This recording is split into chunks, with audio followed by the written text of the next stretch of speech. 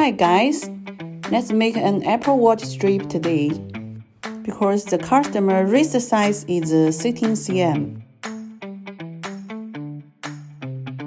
So we need to string 3 pieces of 14 cm beads.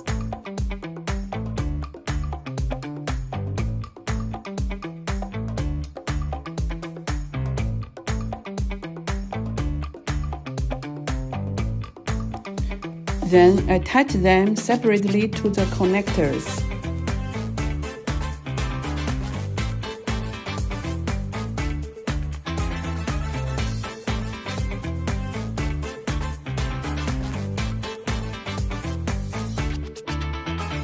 You can use the wire lead, hold the elastic string, and pass through the connectors.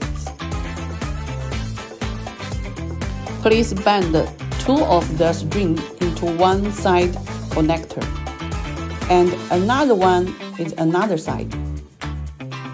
Then at last, you tie all the 3 pieces another side into the connectors.